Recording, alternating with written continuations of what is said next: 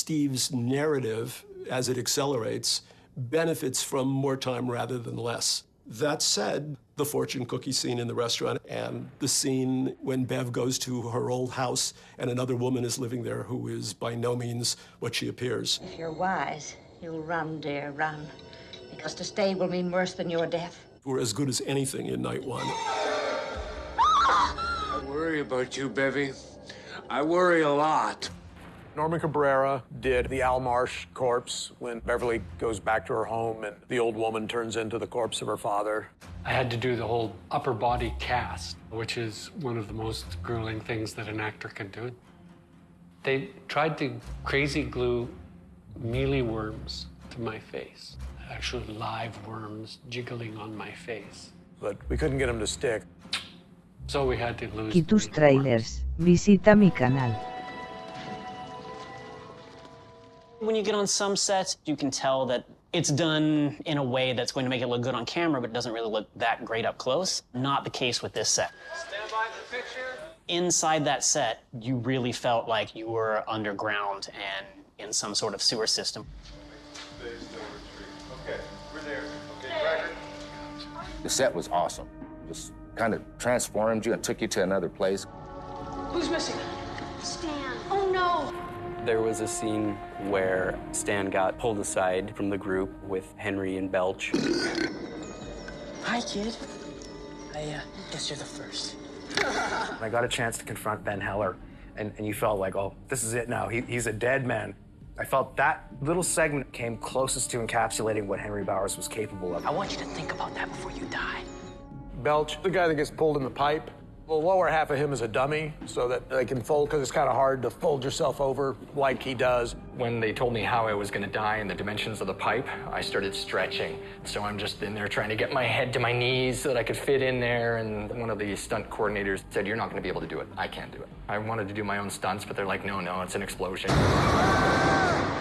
You can't do that. 17 years old and be like, yeah, I did my own stunts. As a young effects person, I got a lot of the crappy jobs. We're down in the sewer, and there's that pipe that light goes through, and there's a bazillion holes in that pipe. Well, my job was, first, drill all the holes. You got to make them look perfect. And then you had to go inside it, because with the camera sliding in there, and also we had the actor that got sucked into it, all the holes had to have all the little sharp edges taken off. I just spent 12 hours a day doing that. Hey, Henry? I was lifted off the ground. I was told to just have, they described it as dead eyes, right? So there's no real reaction to the fact that you're being pulled in by some mysterious force. I love dying on film. There's a finality to it. Just the ability to let go. This is battery acid, slime. My character, Eddie Kaspbrak, I don't know, I like to think in kind of a way he was the one who did the most damage to it, like the most protective with, the battery acid scene. He was a warrior on the inside. When the kids saw him, I wanted him to be like this cartoon clown. And when the adults saw him, I wanted him to be this, like a horrific caricature of that previous clown. The adults know that this isn't really a clown. They know that it's a monster. And so there's no reason for it to necessarily maintain this illusion other than just to screw with them. And my original concept art for it had blue eye sockets, which would become eye sockets of a skull. Just the way the mouth was painted would suggest more of a skullish mouth. And for various reasons, we didn't go that route. But when we ended up doing the battery acid look, the disfigured part is what that makeup would have been, only on his entire head. When we shot that sequence in Canada with the battery acid, we didn't have time to switch him over, so we just shot the whole thing with the regular clown face. At that point, the intention was to not use the disfigured prosthetics. And I went back to LA kind of a little heartbroken, and we were building the miniature Pennywise for when he goes down the drain, and I had it sculpted with the normal face. And literally the day I got the front half of the mold done, Gene Warren comes back and goes, "Hey, we're doing some reshoots and we're going to use the disfigured Pennywise."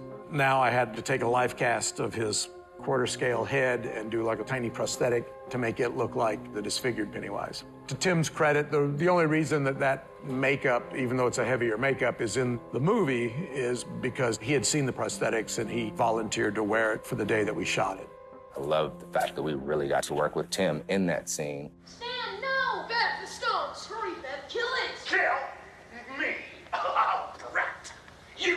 priceless. When Pennywise gets hit in the head with the silver stone and knocks a chunk out of his head. Bam! She nails him. Initially, we shot that in Vancouver with just the regular Pennywise makeup. Kill it, Bev. Kill it. Now, make that happen fast. As soon as he gets hit. Okay, so bam, he gets hit in the head. I think it was an interesting choice by Stephen King to have Bev, the only girl, be the one who actually has mastered this weapon and can use the weapon against it. It's like it's supposed to be Bev. In the movie, it's a little silver earring about so big, but for the shot of it flying out of the slingshot and hitting him, Bart sculpted at least twice a duplicate of the earring. It's flat on the back with a little hole so they could mount it on a rig, and I think it probably rotated. I remember practicing with a slingshot at home. Once I fired it right into the camera, and it ricocheted around the mat box. Took me a while to live that one down with the boys. They were like, I'll do it, she's incompetent. I was like, oh, Y tus trailers, visita mi canal. Filming those scenes in the sewer and working with Pennywise. And you are next. Definitely some of the more memorable times. Action! It really put you in the mood, and it really gave you the feeling that you were actually doing these things. Similar to the shower scene. I just wanted to say hello. The entire thing is built on a soundstage, so you have a bathroom that is 7/8 complete. This is a little inconvenient, Eddie. Just hold on while I make a few adjustments. It was a combination of stop-motion replacement animation. We sculpted the stretching of the drain and the tiles, and it's sculpted frame by frame, and then cast, and then replacement one frame at a time. You have all this noise. The poles go in the compressed air, which are loud bursts from 12 14 different poles. The director yelling cues at me. I have Tim Curry reciting his lines for me in Tim Curry Pennywise voice over a loudspeaker system. So when you add all those factors together, me having an asthma attack at the very end of the scene, it's not really too much acting going on there because there's a lot of adrenaline, there was a lot of pressure. Well, sports fans, this has been a real hoot. The Chinese restaurant scene was sort of our scene out of Alien, in that the director did not let us see what was going to happen.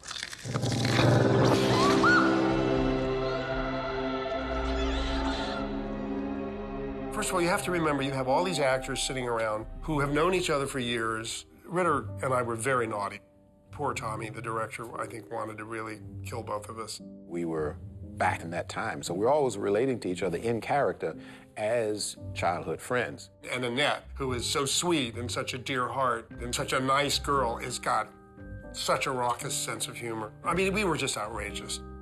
You put a bunch of actors around a table for hours, it's crowd control at a whole other level. I think it was very hard, and I want to apologize right now to the director and everybody. And then after that, staying in character, knowing what this meant, that this was, again, an omen. This thing is never going to leave us. The little thing with the eye, the fortune cookie, that was my favorite. Back then, you had to do everything practically. And if they had to fix it, it was a lot of work and money. So the challenges that it brought to the effects department as a mechanical, practical thing was amazing. I loved that scene, and that's in my fading memory. Making that scene is one that's always stood out for me. That and where I'm telling them all, we have to be strong and we have to stay together and we're going to do this. And the reason I remember that scene is that I just wonder how terrible my performance was at that moment.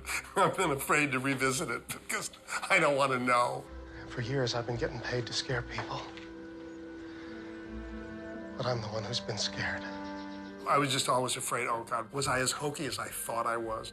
There was so much love and fun at the table in the Chinese restaurant. As difficult as it may have been for them to get it quiet and do the work, that chemistry and that craziness is one of the things that makes the picture work.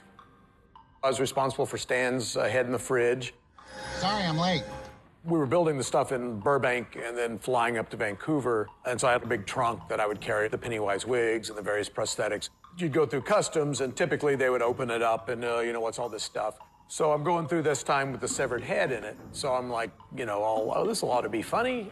From here to here, he built a kind of a false neck. So it looked like my head was sitting flat on the rack. Stan's head in the fridge. It was a combination of a prosthetic on the actor to simulate the cut neck. I'd already slid into this refrigerator, and you have to picture it's a rack, and the rack goes into a little notch on either side of it. So you have to get it just right, and it has to go in at just the right angle. And I'm part of the rack. They had a shelf with a cutout in it that slid up against his neck, and then all that was rotoed out by my brother, Brett. So it was just a neck prosthetic and then a death makeup on Richard. I slide into this thing. I just hate everybody, and I just want this over with. So I'm lying there like this. Then they start putting these little cans and stuff around my head. And I'm just going, can we just shoot this? Can we please just shoot this? Yeah, well, we gotta just, I said, come on, let's shoot the fucking thing. I need to get this off. And then it's like, hi, kids. How you doing? Yeah, we all float down here. You know, and I just wanted to kill somebody.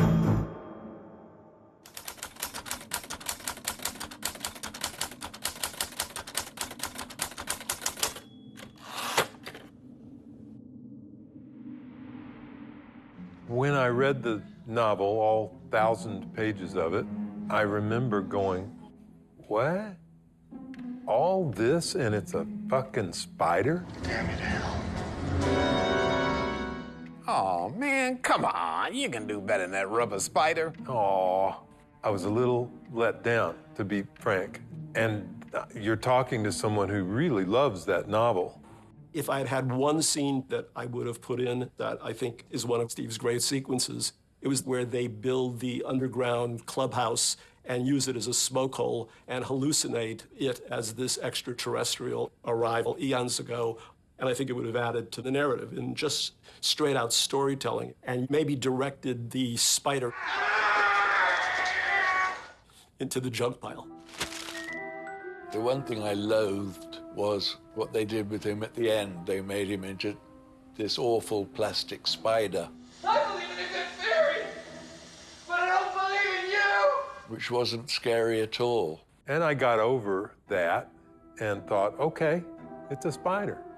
Why not? All right, here we go.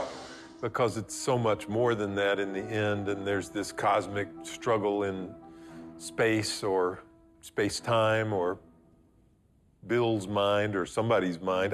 You know. Now, can we have deadlights out on a cue? It gets into territory that, to me, it was unfilmable.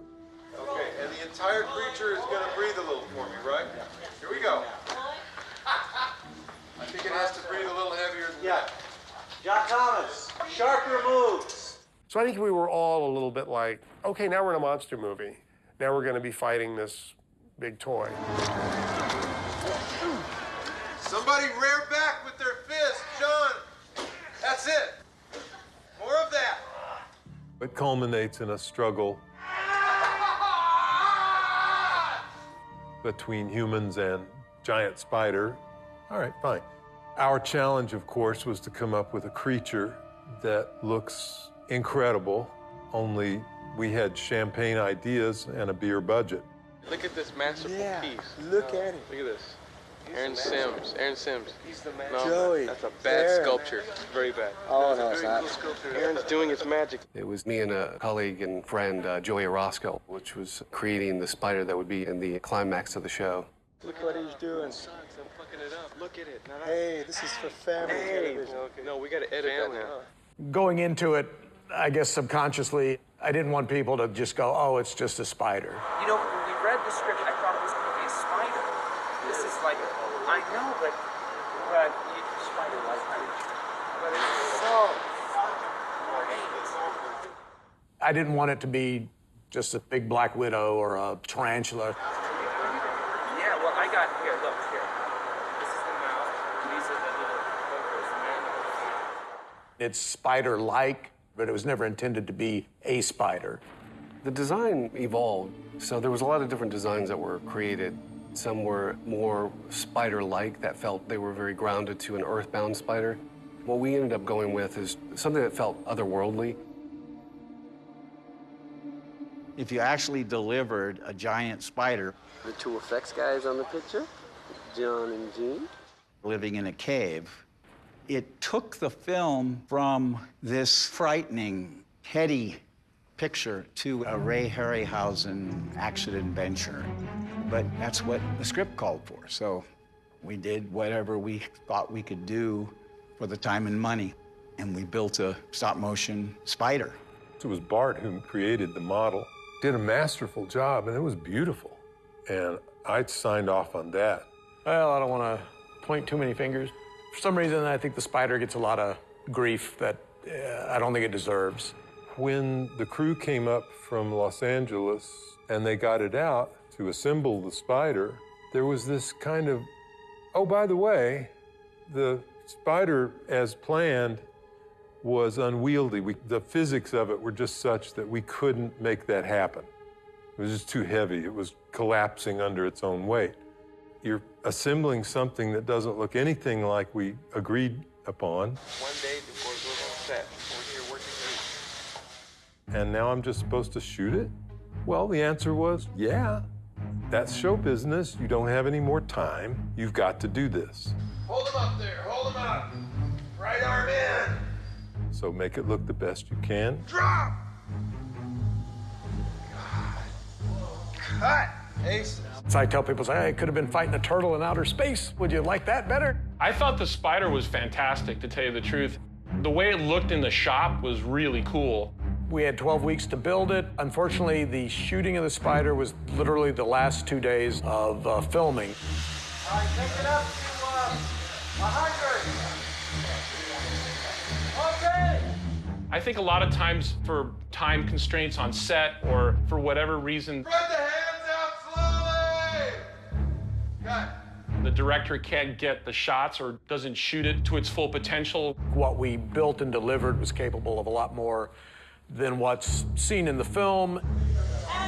Y tus trailers, visita mi canal. The big problem with a lot of these movies is that you get to set and they're like, okay, put it in front of the camera. Okay, make it move. And they wiggle it, wiggle, wiggle, wiggle. Okay. Cut. Nicely done. And you're like, hold on a second. This could do much. No, we got it. We're moving on. The head had a full range of movement. The fangs could move, the mouth, the mandibles. You got the hands around and then this pinch around your second hand. The fangs dripped poison. The eyes moved. Who's got the eyes? Mike. There you go. Go to town, Brent. Brent Baker was my main mold maker, and then he also performed inside the spider. Move the butt, Brent. Yeah. That's a stomach move. Move it like a bug would move it, Brent. He is. That's it. It's a frightened book. It's always a challenge when you're playing inside a creature suit. How is it in there? You gotta speak up, Tommy. You okay, Brent? Yeah, it's just kind of smelly.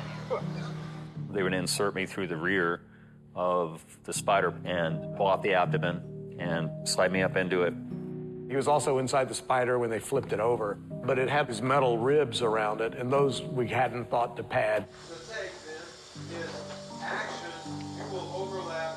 That is to say, a few steps back, you'll come in Lambo on the creature. It will do its roll and go down. It's all fun and games until they go to push the spider over on its side. And like a fool, I was like, I'll do it. Yeah, I'll be in it. You know, how bad could it be? And action! So yeah, he goes like 90 degrees and just slams into these aluminum square stocks. He had some nice bruises, but he was a trooper. Show your bruises. Yeah, let's see the bruises. You're gonna be a Well, they're star. starting to turn kind of greenish now. There's the other ones turning all kinds of interesting colors. I was effectively blind inside of there. Not to complain, because it's still great fun, you know, playing a monster. It's like, hey, I'm almost like part of the cast. It was his idea. He wanted to be an actor, so there you go.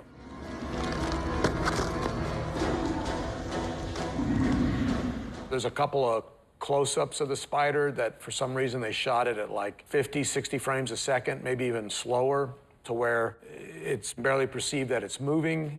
I think if we delivered a spider that did as little as what you see in the show, I think they would have been pissed off. Unfortunately, the timing session after the fact, after all the photography is done and you've got your movie and now you're in a session where you're looking at a scene and you're making it lighter or darker. At that point, I was in Tahiti on this other picture, and so the timing session went on without us with another member of the organization who he and I had not communicated successfully.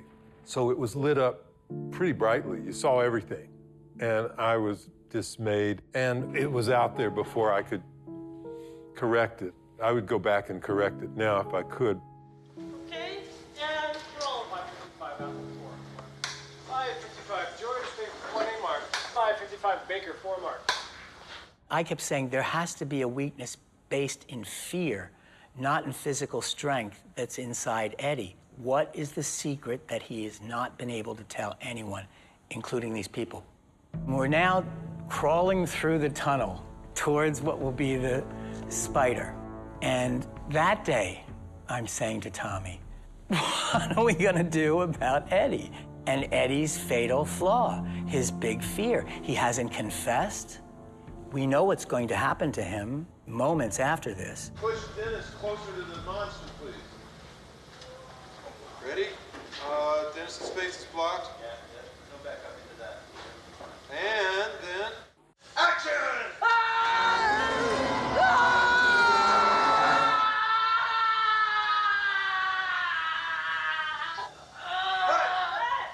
Eddie deserves to be completed.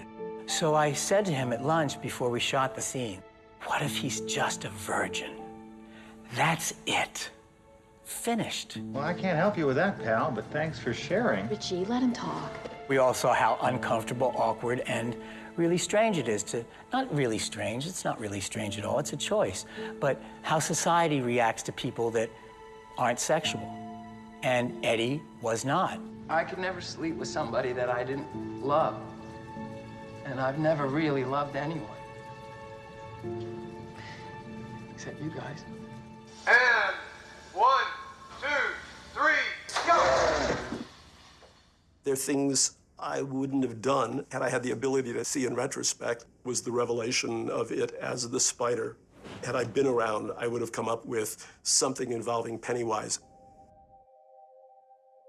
Some things you can't know until after the fact. Who knew that Tim Curry was just going to be such a home run? It was like, okay, the book says he disappears at this point and never to return. But like probably most of the audience, when I watch it, I go, oh, there goes Tim. Oh, I wish we could have one more scene with him, some kind of goodbye scene, some way of, well, maybe we should kill him, you know, or maybe his face should be the spider's face or something. I don't know. It's a problem we never solved. Quitus Trailers, visita mi canal. You're ducking way down. You got to look for the rock standing straight up. It may look a little, feel a little goofy, but it's going to look great.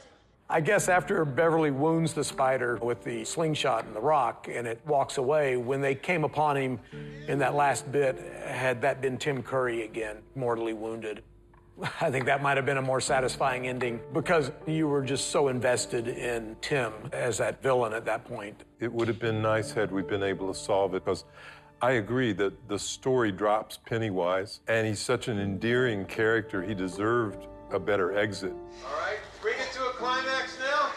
Everybody at once. And cut! I suppose people will revisit this and know that it's a puppet, but it doesn't matter. The story returns to the world of the psyche and goes back into very good territory, I think. That goes back to the heart of what the deep thematic structure of the piece is. The hardest part about that for me really was the fucking bicycle. Forget the horror and the drama. It was the bicycle, that was the problem, okay? That's where the fear and the terror was. I loved Olivia, great sense of humor, but a fragility, which I thought was wonderful. And she was terrified. that I was going to kill her. I know she was. I think she said she was. I just said, please, God, let me not kill this actress and myself. Hold on. You can see the terror on my face if you look very carefully. Behind the veneer of performance, it's there. I will forever associate Olivia with going downhill at speed on a bike.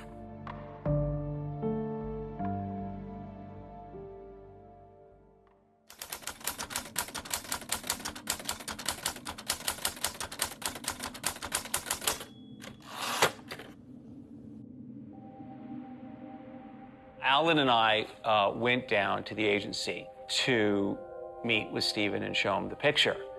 They had a screening room all set up, and I remember he came up to us, and I put my hand out to shake Steven's hand, and he had a rat in it, a rubber rat. It was kind of like a shocking thing, you know, and it was, I don't know, maybe to break the ice, we had a few exchanged words, and then he saw it privately. He didn't want us to be there, but we later heard that he liked it and he was happy. I was certain when we got a final cut that we had a good movie. At the premiere, I was really just thinking that I can't believe I'm actually a part of this film. The results were that we got a viewership of 30 million people. It was huge in the ratings. It was viewed as a big success. And the press on it was very positive. I think the legacy of the original It was this brilliant performance on TV, which you would usually see in film, in your living rooms. It was just an extraordinary event to have this King first piece for TV as a miniseries come out and stake that kind of territory and resonate so strongly with people. It became the proverbial water cooler miniseries, and I think it then went on to have the most unexpected afterlife. I think the reason that it was so successful at scaring people is because these characters don't have the ability to name what scares them or the forces that oppress them. The high point was going up and receiving the Emmy. I'm told that when they announced my name, bam, I was gone. You know, as if I thought they were going to take it back if I didn't get up to the podium quickly enough.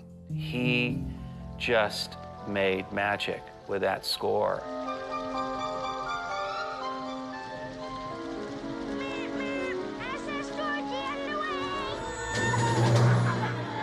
Rocks, rocks, rocks. It's a very lonely Emmy sitting in my house, but that's all right. I credit Tim and Stephen King for my Emmy. It's very difficult to write music when the story is flawed or when the acting is poor.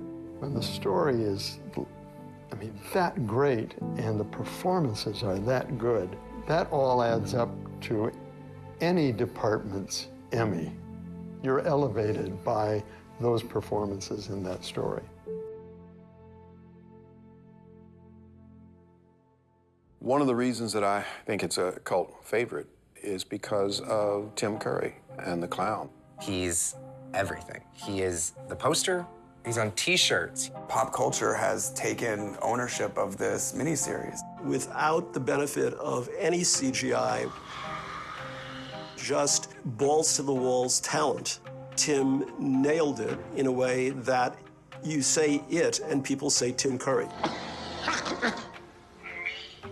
I think it's really interesting how the Pennywise character continues to gain that fan base. As the internet grew, they started to really realize how much of an impact he had and the film had on a lot of people. Now we're in an age where nostalgic things are being passed down. We generationally are choosing what icons to perpetuate to future generations. Pennywise as an ultimate horror icon, a demonic infinite that has access to your deepest fears. I don't think that's gonna dull anytime soon. I'm just so happy to be part of what Stephen King created and part of what Tommy Lee gave to America. Being familiar with Stephen King's work and actually being able to help realize this on any capacity was a thrill for me. I enjoyed the tension. I mean, not as a person, but as an actor. Throughout the whole process of shooting it, I was learning at such an exponential rate. I was discovering that there was more to acting than standing on your mark. Take the outside instead of the inside, Brandon. There's a lot of room right there. Not too far out. Squeeze in behind Bill. I was loving it. I think it fits well amongst some of the great icons of the genre. There's even a comedic aspect to it that was never intended. I never would have known or thought that it would have become a cult classic. I always thought that it was a great story, but I never realized that it would go as far as it's gotten. I'm very proud of it, and I'm used to the idea of cult movies, so I'm glad that it's having a life. It's a cracking story. The popularity of it down through the years is multi-layered. I think first it speaks to really fine performances. That's first and foremost.